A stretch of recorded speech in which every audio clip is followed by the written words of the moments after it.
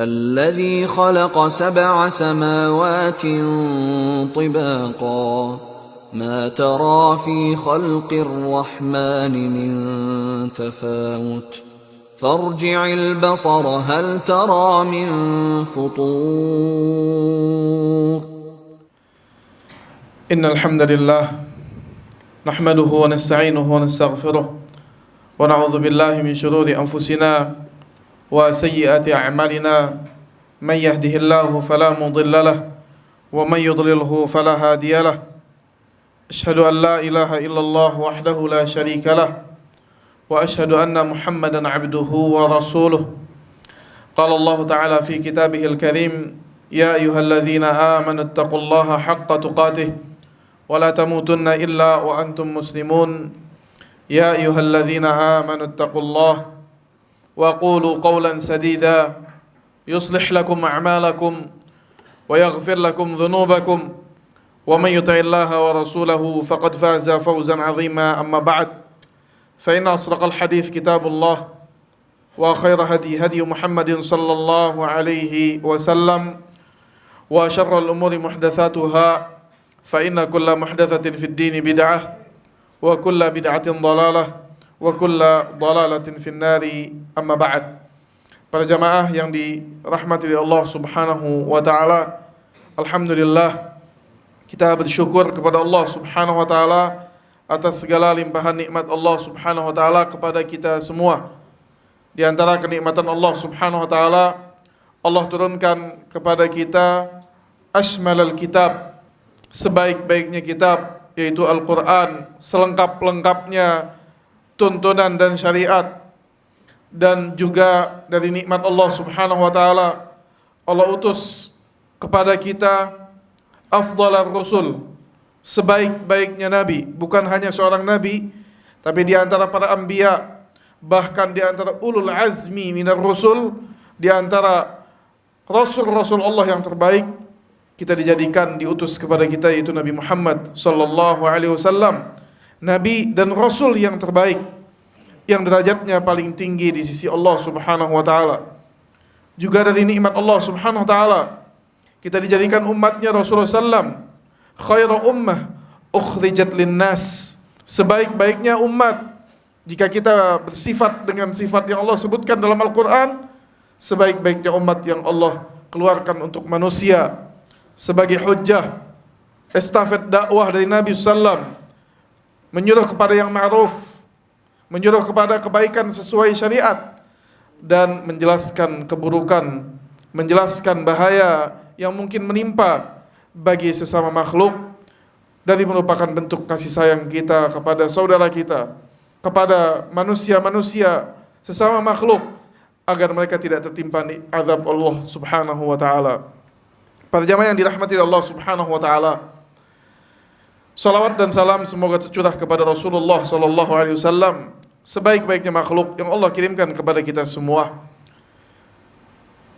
Khatib mewasiatkan diri khatib dan para jamaah semuanya agar kita senantiasa bertakwa kepada Allah Subhanahu wa taala, dan di antara bentuk ketakwaan adalah kita menghadiri salat Jumat ini, menghadiri khutbah Jumat, kemudian dibacakan ayat dan ahadits, dan diperhatikan, difahami dan diamalkan, yang mana ini merupakan ketakwaan kepada Allah Subhanahu wa taala.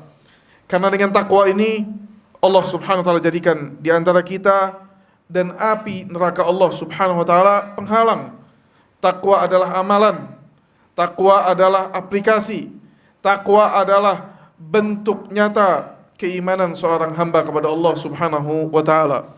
Para jamaah yang dirahmati Allah Subhanahu wa taala, ketahuilah, setelah kita wajib bertakwa kepada Allah, bahwasannya hal yang paling besar yang Allah perintahkan adalah bertauhid.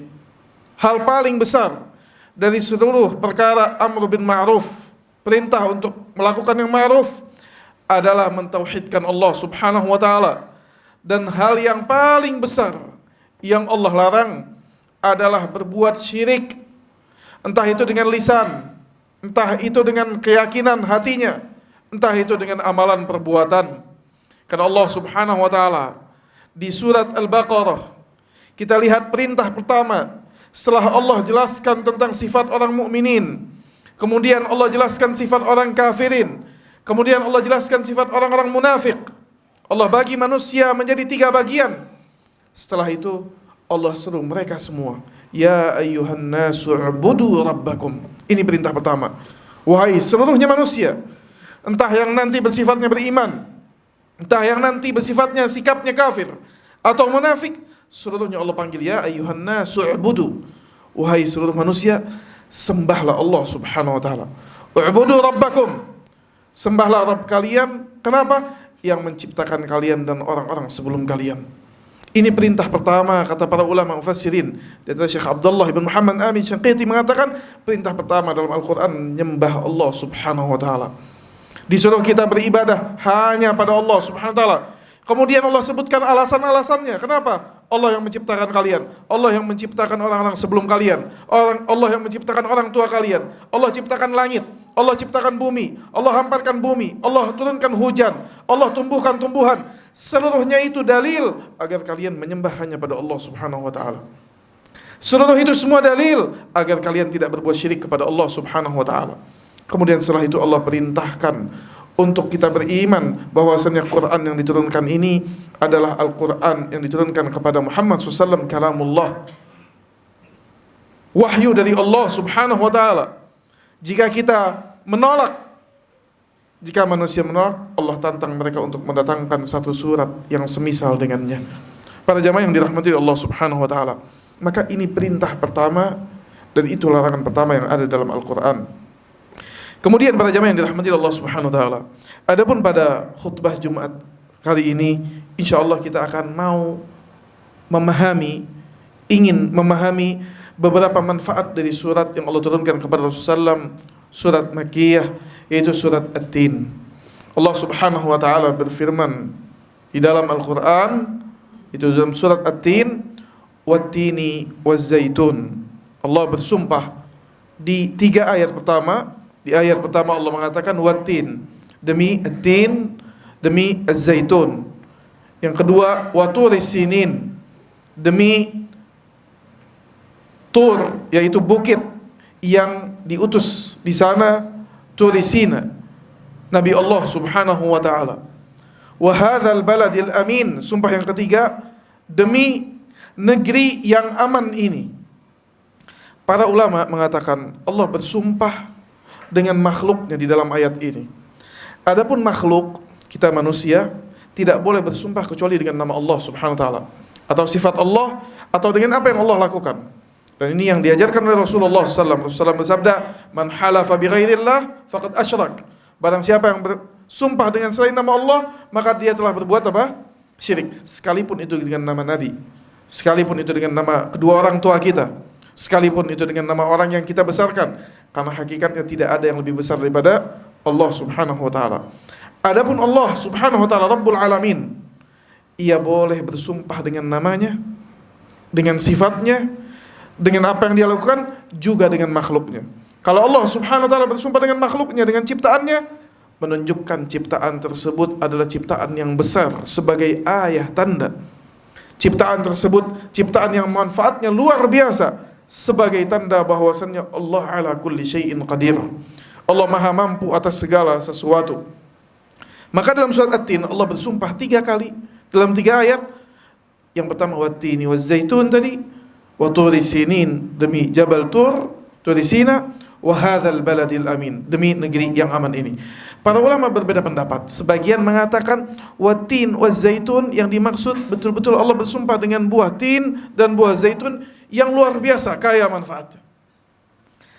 Sebagian dari para ulama mufassirin dalam tafsir Ibnu Katsir mengatakan, akan tetapi yang Allah maksud dari Wat-Tin Waz-Zaitun bukan hanya sekedar buah tin, buah zaitun, tapi Allah bersumpah dengan tempat diutusnya 3 Rasul ulul azmi.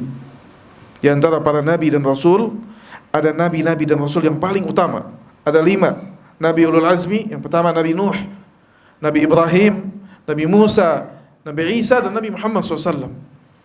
Maka Allah bersumpah dalam surat At-Tin dengan 3 tempat wahyu diturunkan kepada 3 nabi ini. Yang pertama adalah At-Tin Az-Zaitun, yaitu tempat ditumbuhinya buah tin atau pohon tin dan pohon zaitun, yaitu Baitul Maqdis, tempat diutusnya Nabi Isa. Disebutkan dalam tafsir Mukatsir seperti ini. Yang kedua, wa Turi Sinin, itu Jabal Tur, Turi Sinai, yaitu tempat Allah Subhanahu wa taala mengajak bicara Nabi Musa alaihi salatu wassalam. Kemudian Allah bersumpah, wa hadzal baladil amin, dan demi negeri yang aman ini, yaitu Makkah. Kata para ulama, Ibnu Abbas mengatakan seluruh para ulama memaknai hadzal baladil amin adalah Makkah, yaitu tempat diutusnya Muhammad sallallahu alaihi wasallam. Para jamaah yang dirahmati Allah Subhanahu wa taala, Allah Subhanahu wa taala ketika bersumpah, maka sumpahnya menunjukkan sesuatu yang besar, rahmat yang begitu besar, momen yang begitu besar, ayat tanda yang begitu besar dari Allah Subhanahu wa taala. Namun perhatikanlah, kata para ulama mufassirin, ketika Allah bersumpah, bukan hanya sumpahnya yang harus kita perhatikan, tapi apa yang Allah ingin tekankan. Ketika Allah bersumpah, maka setelahnya ada perkara yang Allah ingin tekankan dan Allah ingin kita memperhatikan. Maka setiap ayat sumpah dalam Al-Quran memiliki jawab sumpahnya. Dalam ayat ini jawab sumpahnya, yaitu dalam ayat keempat, Allah Subhanahu wa taala berfirman, laqad khalaqnal insana fi ahsani taqwim. Kata Allah, sungguh kami telah menciptakan manusia fi ahsani taqwim, dalam sebaik-baiknya bentuk. Subhanallah. Terkadang kita ketika menjalani kehidupan di dunia ini, seolah-olah kalau kita punya kepala di atas, mata kita dua, ini haknya kita. Seolah-olah bukan nikmat. Padahal tidak pernah kita minta, dan tidak ada kewajiban bagi Allah menciptakan kita sebagai manusia yang sempurna, enggak ada. Ini betul-betul minnah dari Allah, pemberian dari Allah. Lam nus'al atau lam nas'aluh, kita belum pernah minta sebelum kita dilahirkan agar kita dilahirkan jadi manusia. Namun Allah yang berikan. Allah berikan ini secara cuma-cuma. Allah jadikan kita fi ahsani taqwim, dalam sebaik-baiknya penciptaan, fi ahsani surah, sebaik-baiknya bentuk. Dalam tafsir Mukatsir dikatakan, subhanallah, Allah muliakan kita dari sebagian makhluk yang lainnya. Makhluk yang lainnya mungkin makan dengan mulutnya, disodorkan mulutnya untuk mengambil makanannya. Makhluk yang lain berjalan di atas di atas 4, kita berjalan dengan 2 kaki dan tegap kepala kita ada di atas. Kita memiliki kedua tangan.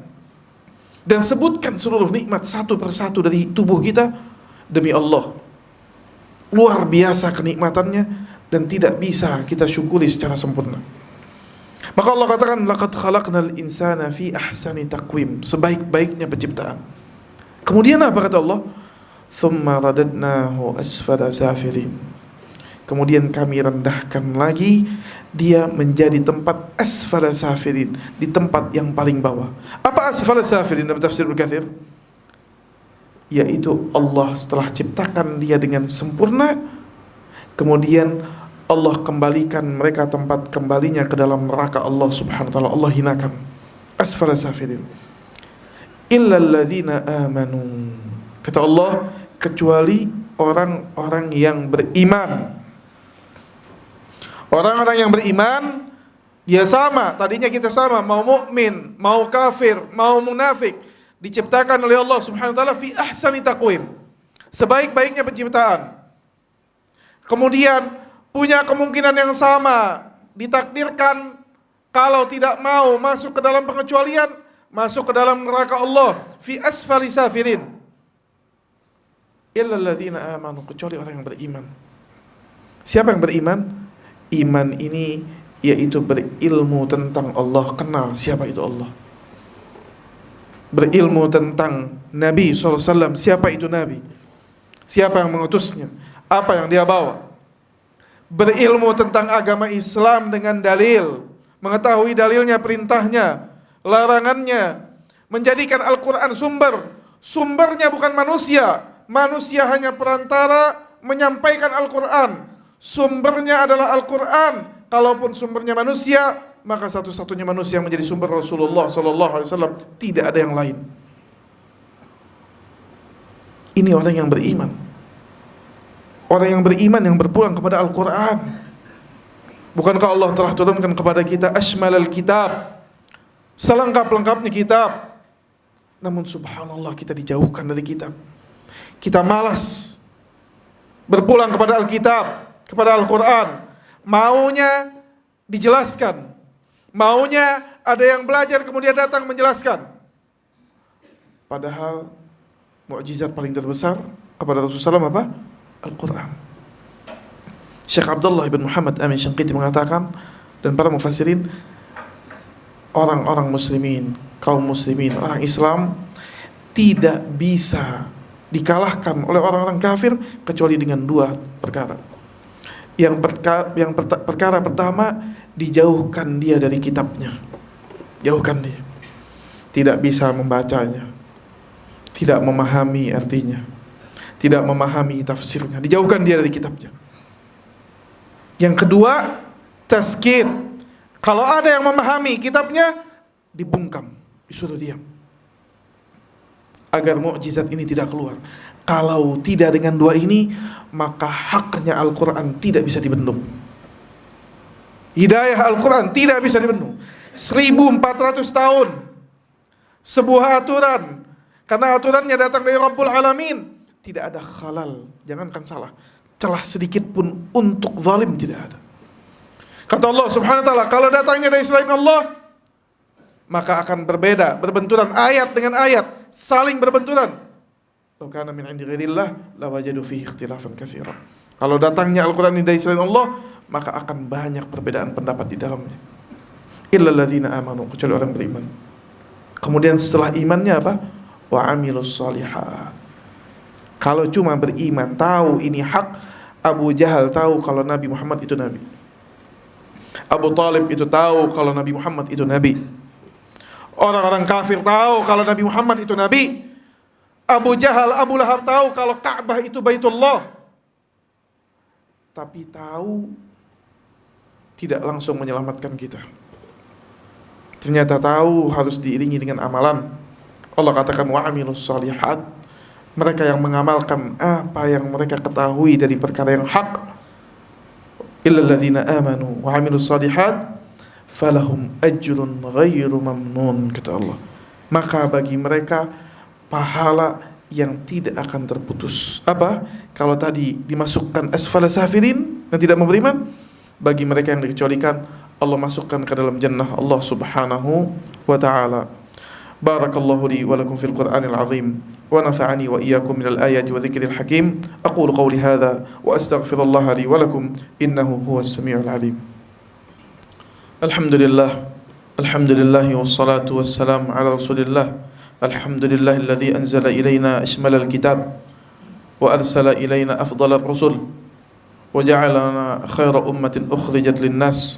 Wassalatu wassalamu ala Rasulillah wa ala alihi wa sahbihi wa man tahda bihadihi ila yaumil qiyamah. Para jamaah yang dirahmati Allah Subhanahu wa taala, di khutbah pertama tadi kita mewasiatkan diri kita semua, khatib mewasiatkan diri khatib dan seluruh para jamaah semua agar kita bertakwa kepada Allah. Dan di antara bentuk ketakwaan juga adalah mempelajari ayat-ayat Allah Subhanahu wa taala dan hadis Rasulullah SAW dengan cara yang benar. Di khutbah pertama kita sampai kepada firman Allah, falahum ajrun ghairu mamnun.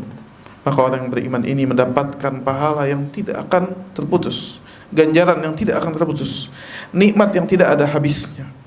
Di dunia dia lelah beramal, di dunia dia lelah dalam ketaatan. Bahkan ahli maksiat pun lelah dalam maksiat. Ahli maksiat saja lelah di dunia dalam maksiat. Ketahuilah, ketika dia masuk ke dalam orang-orang yang dalam firman Allah, falahum ajrun ghairu mamnun, maka tidak ada letih, tidak ada lelah, tinggal nikmat yang tidak terputus. Tidak ada masa tua, tidak ada jahil, tidak tahu harus belajar, tidak ada sakit, tidak ada lelah, tidak ada lemah, tidak ada usaha untuk mendatangkan satu apa yang dia inginkan. Ia mendapatkan kenikmatan ghairu mamnun, ghairu maqtu'. Dalam tafsir Ibnu Katsir, ghairu mamnun, tidak terputus. Kemudian Allah Subhanahu wa taala menutup dengan dua ayat. Fama yukadzibuka ba'du biddin. Kata Allah, fama yukadzibu. Maka setelah semua ini, setelah Allah ciptakan dia, Allah utus kepada dia para rasul. Allah utus kepada manusia ulul azmi minar rusul. Allah turunkan kitab sebaik-baiknya kitab. Allah jadikan hidayah buat mereka. Allah jadikan mukjizat buat mereka. Allah jelaskan, Allah buka, Allah gamblangkan. Sampai-sampai hidayahnya Islam, lailuha kanahariha, malamnya yang gelap bagaikan siangnya, terang benderang. Jelas semua, kata Allah, fama yukadzibuka ba'du biddin.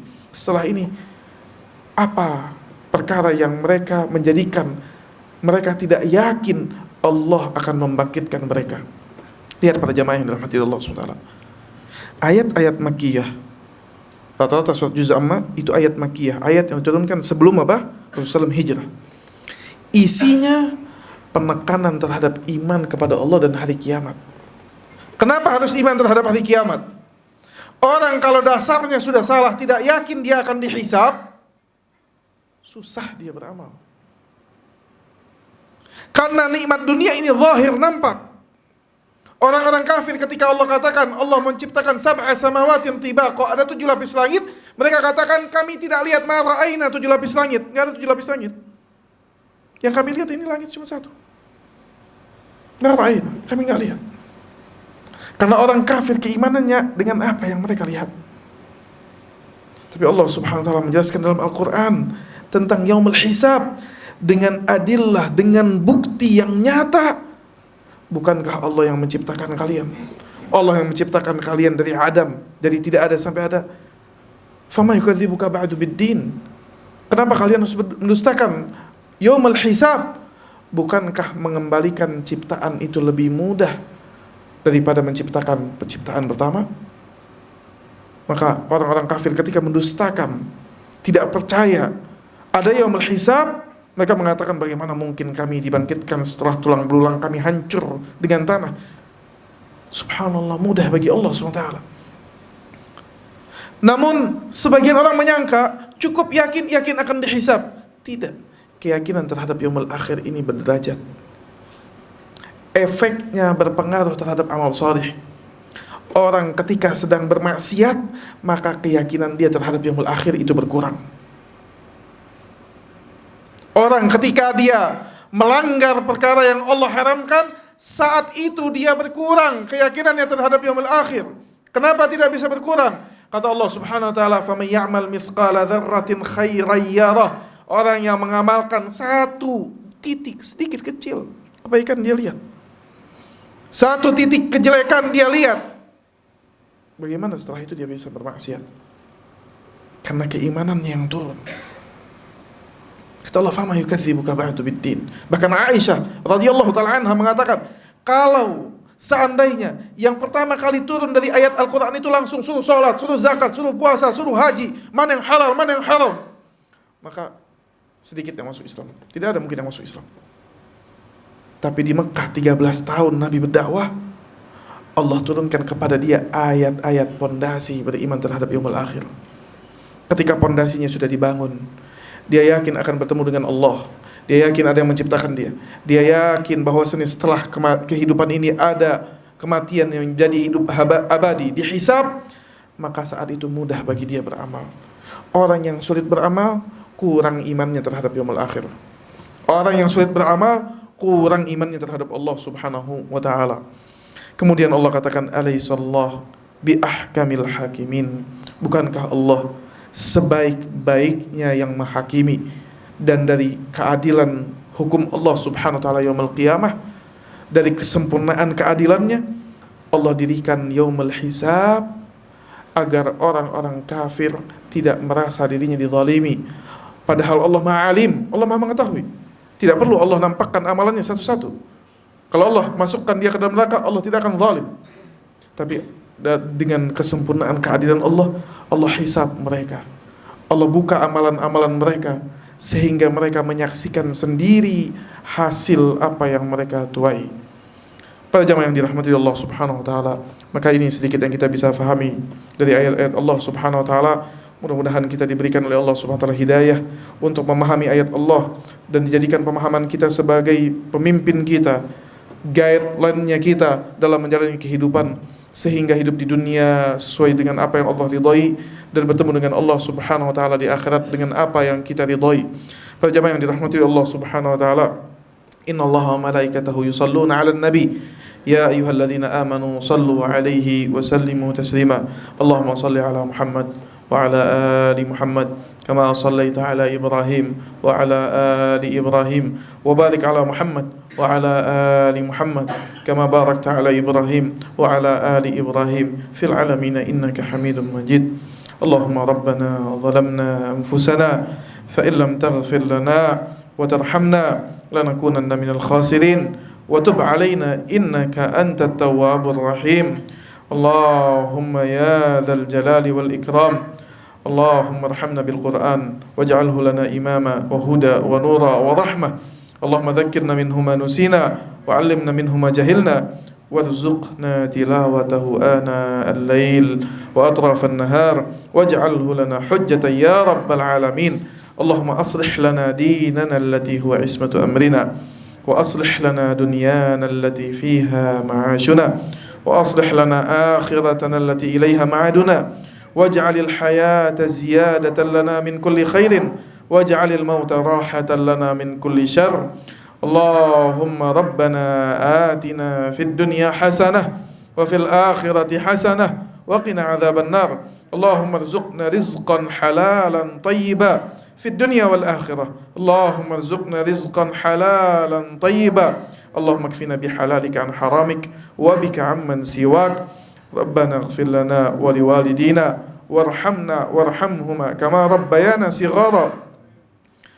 Allahumma ya Rabb, Allahumma inna nas'aluka rahmatak wa nas'aluka husnal khatimah wa nas'aluka hayatan tayyibah wa nas'aluka al-jannah wa nas'aluka an tu'idhana minan nar ya rabbal alamin. Wa sallallahu ala nabiyyina Muhammad wa ala alihi wa sahbihi wa sallam wa akhiru da'wana alhamdulillahi rabbil alamin wa aqimis salah.